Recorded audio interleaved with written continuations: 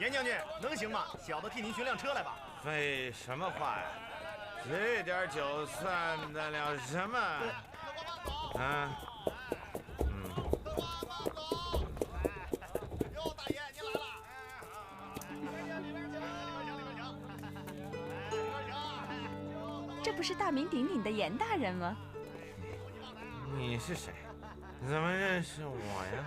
看您说的，如今长安城里谁不认识您？皇上的大功臣嘛。还愣着干什么？快送严大人回府。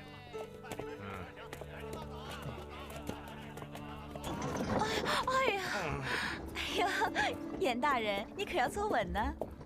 你还没告诉我，你是谁呢？这重要吗？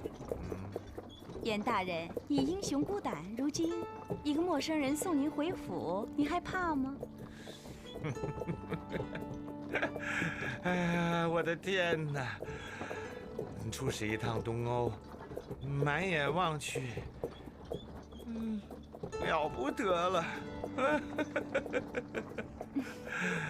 艳妇美女就争着要送你回家了。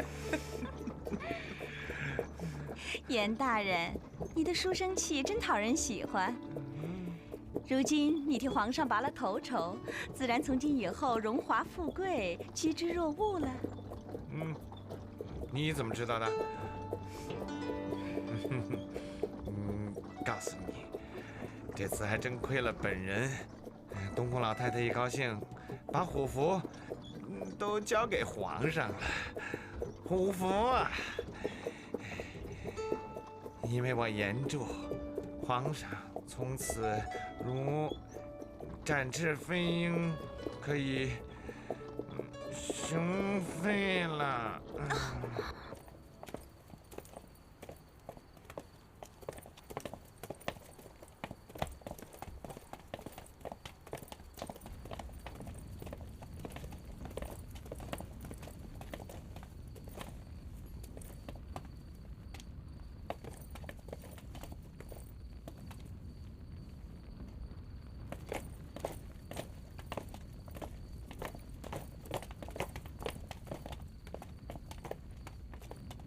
李将军，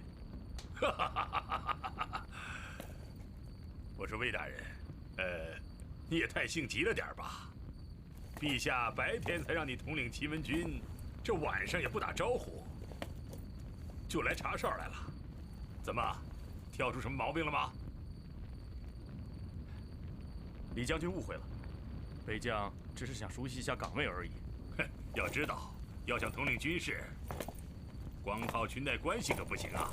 啊，不是我倚老卖老，哎，像你这样半路杀出的军人，看看城门还可以，若是领兵打仗啊，哼，那脑袋都要别在裤腰带上，令其一斩，身先受死，到时候你哭都来不及呀！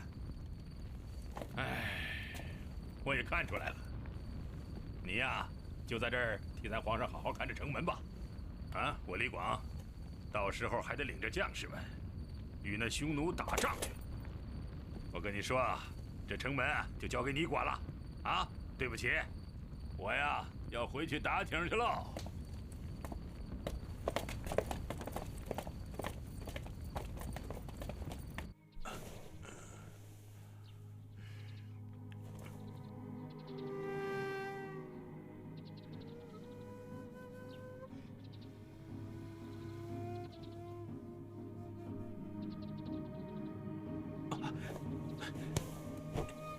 这是怎么回事？我这是在哪儿啊？乔严大人说的，难道还会有人把你绑架骗到这儿吗？本官想起了，昨晚在酒楼外，是你邀我搭的车。严大人真是好酒品呢，喝多了点儿，一上车可不就拉拉扯扯的。你们这些男人呢，也就是在外面体面，看你把我弄的。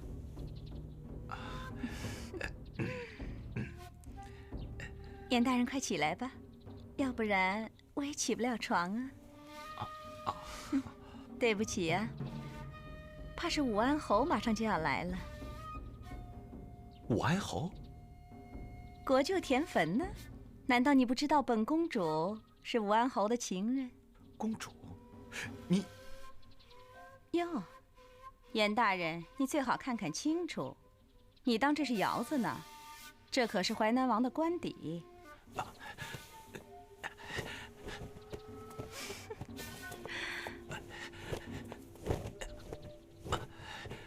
武安侯到！还发什么愣啊？想留下来和武安侯会会？严大人，快点儿！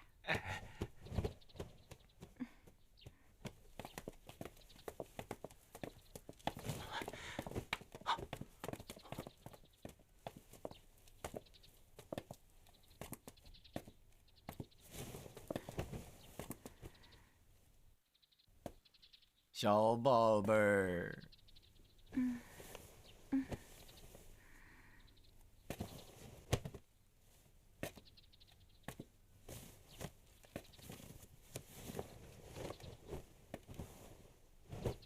今天方便了吧？你怎么到这儿来了？想你了。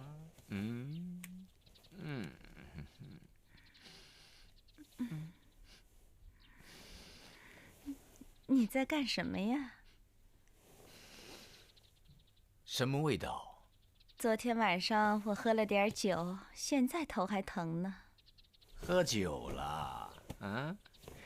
新玩意儿来了，钟南山新送的丹药，这比你爹练的那个厉害，能让你飘到云上啊！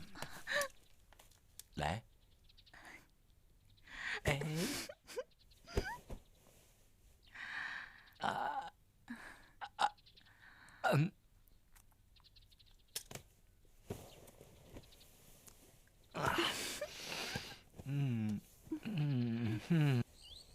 哎呦，你疼死我了！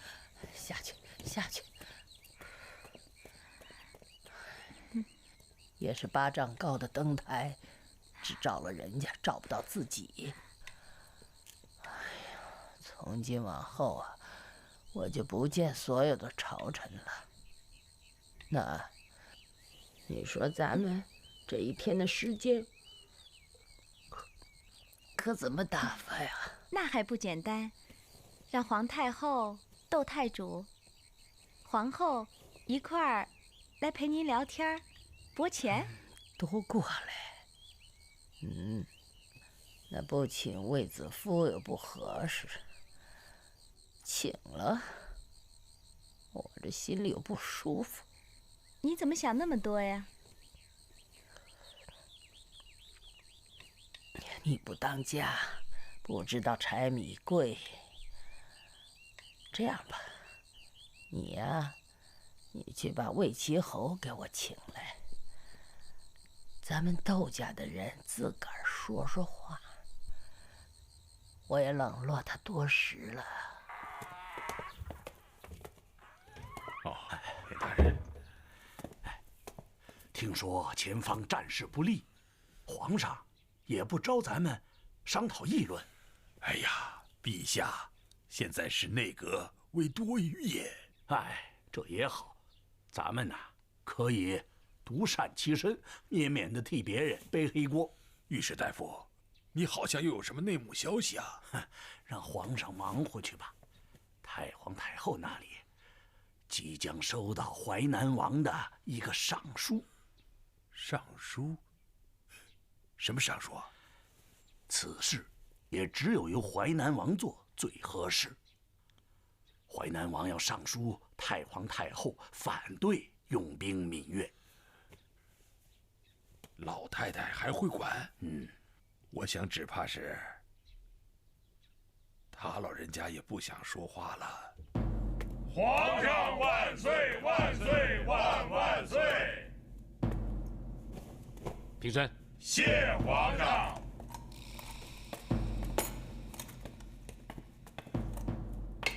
朕召诸位来，依旧是议南方战事。自东欧国内迁，闽越王骆颖趁虚而入，侵吞了东欧国土。其贪欲不仅没有受到惩罚，相反进一步在膨胀。现在南越国王赵佗去世，闽越王又挥兵南下，攻击南越国境，大有称霸整个南方的野心。这里有赵佗之孙赵胡写给朝廷的求救信。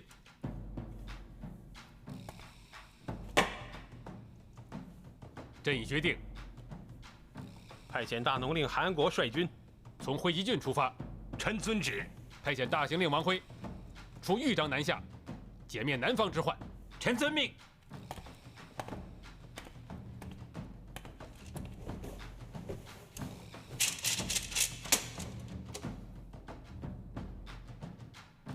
诸位，谁有异议吗？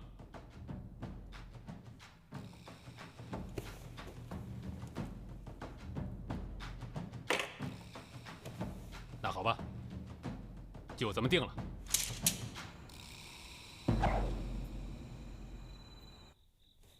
从目前的形势看，到处人心思变，这样的形势很有可能预示着兵当大起呀，天下将要大乱呐！父王，您是不是还下不了决心呢？如果您仍然心存疑虑，那孩儿就替您做了。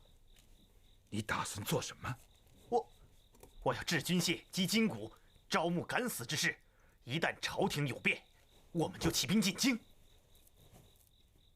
当年七国诸侯合兵共进都未能成事，我一个小小的淮南国又怎么能对朝廷宣战呢？刘濞乃一蠢夫，怎可与父王相比啊？父王一部淮南王书，天下人谁不佩服啊？就因为如此，所以皇上视寡人为眼中钉，稍有动静。哎呀，父王，那父王你更得早做准备啊！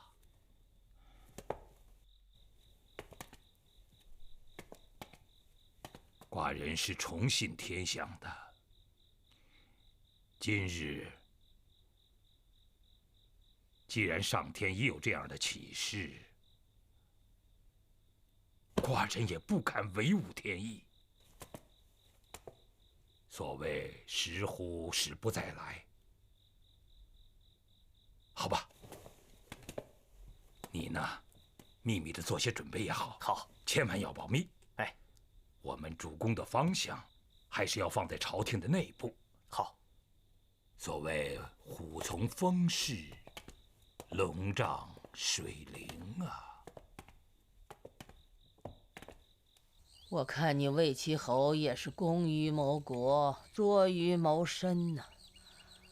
混到如今还是两袖清风，无所事事。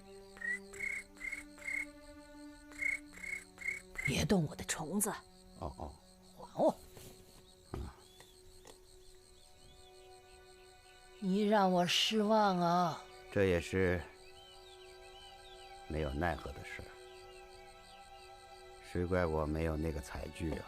嗨，你魏齐侯做过大将军，又做过大丞相，不能说没有才具。我看你啊，是心气太高，着力不群呢。侄儿不太明白太皇太后的意思。等我死了，你就明白了。这几年，咱窦家的人，谁心里头不再抱怨我这个瞎老太太？欲壑难填呐！侄儿万没有这种想法。你没有，别人有啊。你数数，朝廷上下吃俸禄的窦家人，几百个都不止。可有谁知道惜福的呀？没有一个。我呀，是没有力气再管了。可是窦家也不能就这样败落下去。你呀，我要你替我把窦家管起来。你是窦家的人，再清高也清高不起来了。太皇太后，你老人家的意思是？我要你呀，做好准备，准备出山。咱窦家不能像一盘散沙。臣参见太皇太后。什么事啊？淮南王刘安紧急差人送来一个奏折。我不是说了吗？从今天起，老身不看奏章，都送给皇上吧。此事关系重大，所以魏启侯，臣在。你去看看，淮南王想说些什么啊？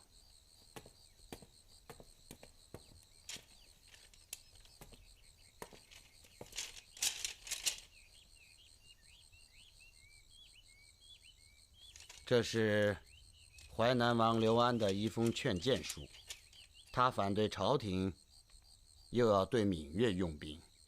皇上怎么又要用兵啊？回太皇太后，皇上已经任命大行令王辉、大司农韩安国任将军，分率2路大军进军讨伐闽越。把这份劝谏书给皇上送去吧。我这次要看看，是皇上做的对，还是淮南王说的对。闽越王已陷入2线作战，四面分兵，后方必然空虚，估计他在梅岭对我军的阻击很难持久。魏将军的看法仅是从军事角度着眼，当前对陛下的关键是时间。梅岭如果不能迅速突破，势必有不利的政治后果。那是什么呀？臣担心，朝廷上下会有人怀疑陛下的决策能力。此战虽不大，却是陛下第一次亲自主兵，臣以为应该对前线的将士施加压力，促其迅速力战。不理他们，他们爱怎么看就怎么看。只要认准了的，就不能动摇。陛下圣明，打仗就是打仗，不必给前线将领施加额外的压力。胜利会证明一切，军人不必过多思考，他只需执行命令。报大单于，趁汉军目前在东南用兵，我军是否应该出击？看来这个小皇帝的野心的确不小啊！大单于，对汉朝在南方的动作不可忽视。汉廷现在已平定了东越，依奴才看，他的南征是为了北伐做准备呀。东欧王已归附汉朝，东越已平定。南越王赵胡也对汉归附称臣，现在只有闽越王尚未降服。一旦平定之后，汉朝的地域在南边就可以直达南海。巴蜀之西南方面，自古以来就有数百彝族部落。最近刘彻派便是唐猛入夜郎，司马相如前往琼都，游说夜郎王且兰王归汉，不费一兵一卒，开边设郡数百里呀。这个小皇帝，一旦南方平定之后，我看他必然会把注意力集中到北方来。奴才完全同意您的看法。这个小皇帝对我匈奴虽然表面上仍维持和亲政策，专力经略于东南，但看来旗帜不小。奴才建议，我们就先派个使节入汉，催促汉廷派遣公主来和亲也好，借此来观察他的下一步动向，也好观察汉朝到底是不是真的有善意。这样，大单于您才能够进退有余呀。什么和亲不和亲的，不如打他一下。哼，住嘴！你懂个屁！你就知道打打杀杀的。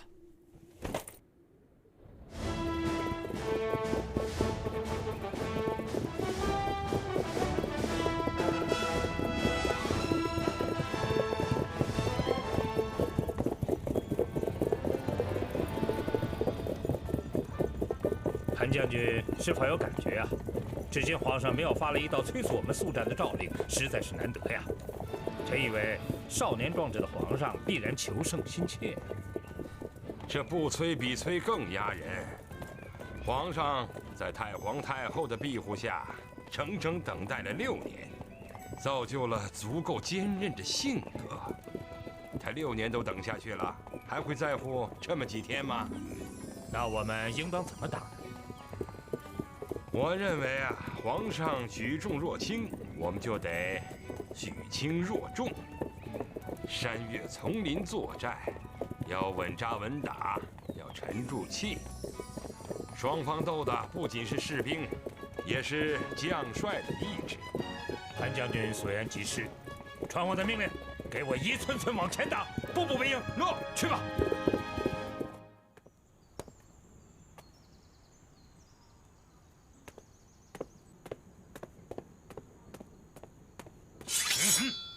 谁呀？亲王求见。让亲王进来。诺。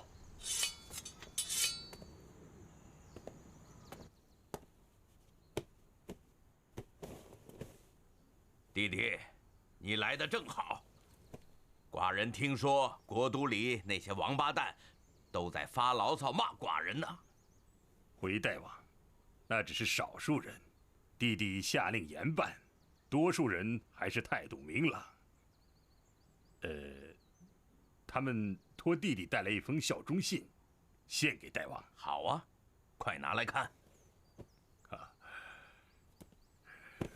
信在这儿。谁不许动！大王已毙命，本亲王现在继承王位。去，传我第一道诏令：闽粤全军从现在起，立刻停止作战，打出白旗，与汉军媾和。闽粤捷报！建元6年，刘彻派遣王辉、韩安国率2路大军平定闽粤的作乱。这是一次战略意义颇为深远的南征。从此之后，汉之声威文教远播南土。数年之后，刘彻又派大军南下，彻底平定百越各部，而于其地设置丹耳、朱崖、南海、苍梧、九真、日南、合浦、交趾等9郡。至此，今日的两广、海南及川康、云贵等地都归属于汉朝。但是，就在南方捷报频传之际，年迈的太皇太后窦氏却已病重不起。太皇太后，太皇太后，太皇太后，太皇太后，快点拜仪！太皇太后，快叫拜仪！太皇太后，起来，好点，轻一点，慢点。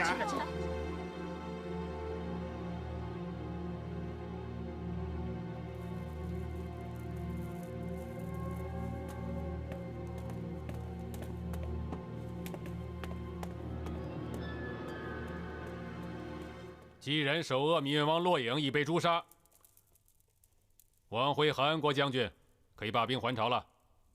此役，我汉军魏哲一兵一卒，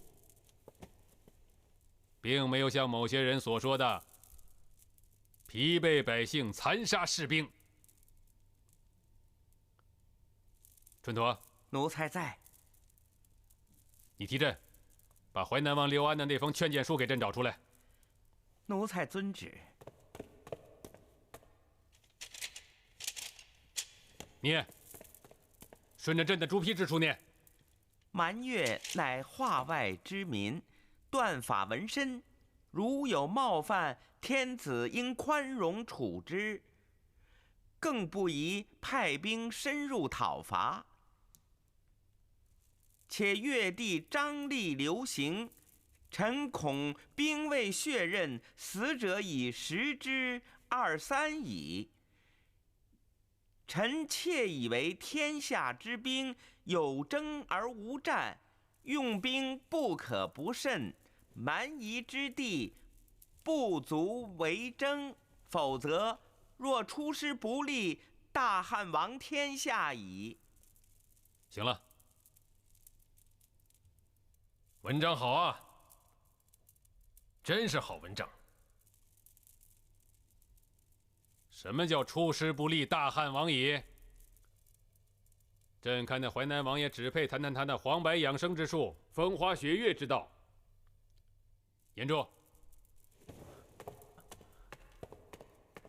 臣在。你替朕去趟淮南国，把南方战事的所有经过、所有细节，根稍稍都给朕的这位叔叔好好的讲一遍。要讲透，不要有遗漏，让他自个儿重新掂量掂量。什么才叫不战而屈人之兵？臣领旨。此意不只是平乱惩叛，朕的最终目的是要一劳永逸地解灭南方之患。等平定了南方，朕就可以腾出手来，集中力量，对付北方之强大匈奴。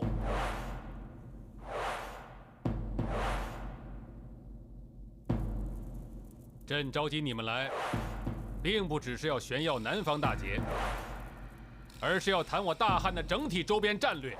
不谋万事者，不足谋一时；不谋全局者，不足谋一国。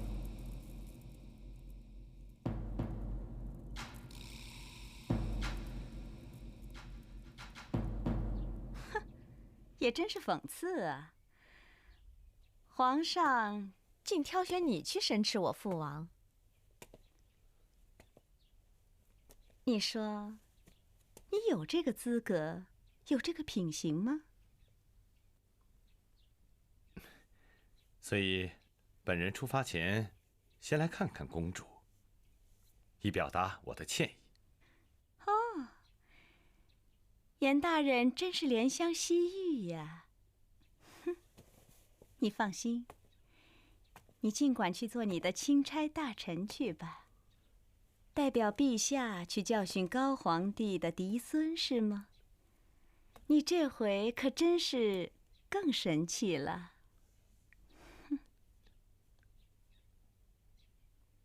我想问问公主，国舅田汾对此有何高论呢？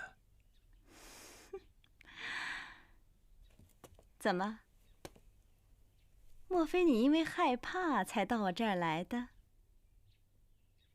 一边代表皇上申斥淮南王，一边又和淮南王的女儿睡觉，一边还担心国舅在皇上那儿对你做小动作是吗？哼，武安侯是做过太尉的人，哼，这些上不了台面的争风吃醋，你说他有脸告诉皇上吗？那就好，那就好。如果公主没有其他的事情，那小的就告辞了。啊，等等，你就这么走了？啊，留灵公主，明日一早，下官就要出发了。你觉得你已经洗刷清白了？严大人，我不在意，你又何必在意？咱俩的事儿，哼，只要你我不说，又有谁会说出去呢？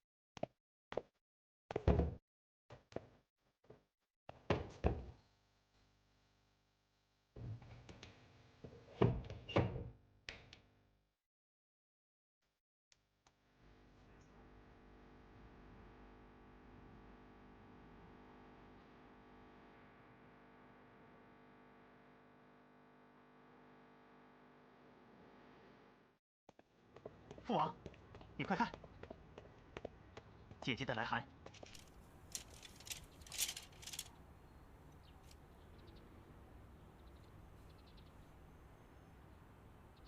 哦，原来这位汉使也在追求你的姐姐呀！父王，您要坚定信念呐！目前朝廷已腐朽之极，您伸出一根手指头就可以把他们戳穿啊！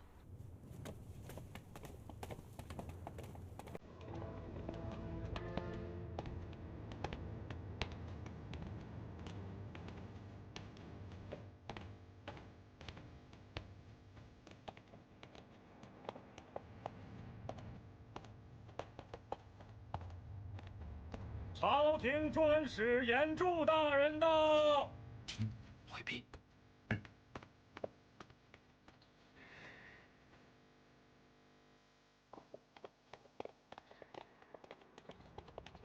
淮南王刘安恭迎皇上使节。啊，不必如此，不必如此。淮南王有理过分，过分了。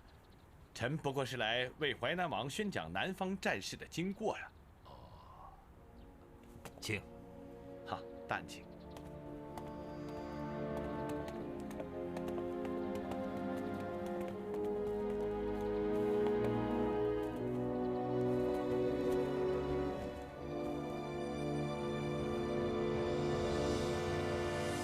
汉使似乎很和蔼可亲呢，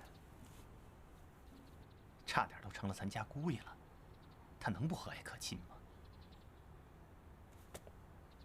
请。好，但请。啊，南方的战事不过如此，臣明白皇上的意思，无非是针对阁下休战上书中的一些谬误。臣已知罪。臣对皇上的战略乱加评论，真是愚蠢之极呀！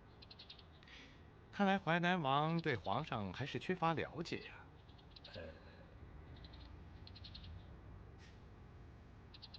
寡人冒昧的问一句，太皇太后的身体近来不知安好啊？本使节没有通报此项的任务。可是御史是从京城来的呀。听说太皇太后已经不省人事了，无可奉告。御史无需隐瞒，小女来信中曾特别称赞，还叮嘱寡人好好款待。可见御史大人与小女是有交情的。我可没拿你当外人啊！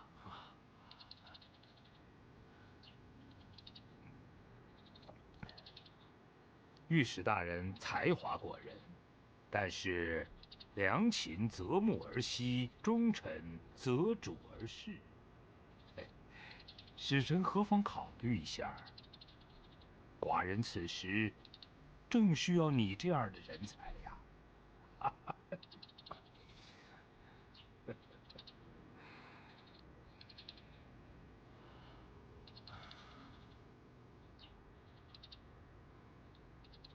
本使节刚刚已经说了，看来淮南王还是对当今皇上缺乏了解。您知道皇上在过去的这6年里都在做什么吗？国中无人不知，皇上这几年一直猫在上林苑，风花雪月，玩狗戏马，驰骋游猎。请问，大人懂得狩猎之道吗？那是纨绔子弟之事，寡人从不问津。大人既不懂得狩猎之道，自然看不懂南方战事，却又要妄加评论，怎能不是谬误百出呢？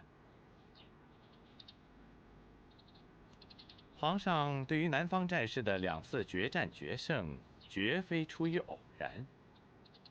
皇上认为，北方匈奴强悍不衰的原因之一，在于经常进行大规模的狩猎。于是皇上也就从6年的狩猎生活中去剖析思索战胜匈奴的方略。他身边的800骑兵，早已成为皇上的士官学校。羽林的所有骑郎，几乎都能随时随地去指挥一支强大的军队。御史大人此时此刻讲这些话是什么意思啊？大人真的不明白？那么本使节就跟大人说明白了吧。当今汉室天下，南北边境均不安宁，尤其是长达万里的北方边境，随时都有可能被强大的匈奴侵犯。汉朝必须保持国家统一才能够强大，要保证统一，必须要尊王，尊王必须要攘夷。很难想象一个完全不懂得军事的人能够当得起大汉的天子啊！唉，非常之事须待非常之人。只有像当今皇上这样既有军事天赋又有超人意志的人才，才能承担得起天下的兴亡啊！看不到这一点，却妄作非分之想者，实属于自不量力啊！淮南太守探问汉使是否说完话了？太守要在官衙门设宴招待汉使。怎么？好，这怎么？该说的都说完了，告诉太守，我这就过去。汉使大人，寡人已在宫中备下盛宴，何必匆忙？淮南王的盛情，本使节已经领略。本使节有句忠言：如果大人能够听得进去本使节的忠告，那比吃什么美味佳肴都更使臣感到欣慰。其实呢，淮南王的处境，世人皆洞若观火，更何况圣明的皇上呢？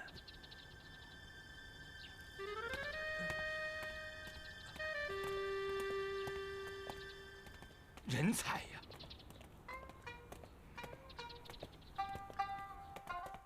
越地张力盛行，对大农令得好好捏捏。这身子轻松了，心情也都顺了。可不，南越征战，我一上马几天都下不来，我这把老骨头快散架子了。哎，韩兄还记得吗？咱们俩，好，咱们俩头一次见面也在这个球场上。哎，你说有缘吧？这是咱们俩的缘分呐。安国兄啊，你看朝廷下一步的走势会如何？你指的是皇位呀，还是您的相位呀？我指的是国运。若指国运，我也看不清楚啊。有汉以来，一向是萧规曹随，举世无所变更，那就可以做预测。而如今的皇上，很显然又要更化改制，变局即将迭出，前景实难预测呀。是啊，连韩兄如此睿智之人都难以看清时局，那别人就更没谱了。唯有你武安侯说这些话不合适啊！啊？为什么？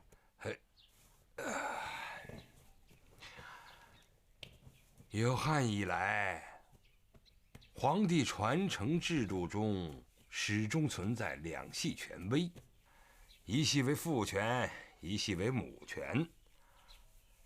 太皇太后之所以能够把皇上封闭6年之久，正反映了母权的鼎盛。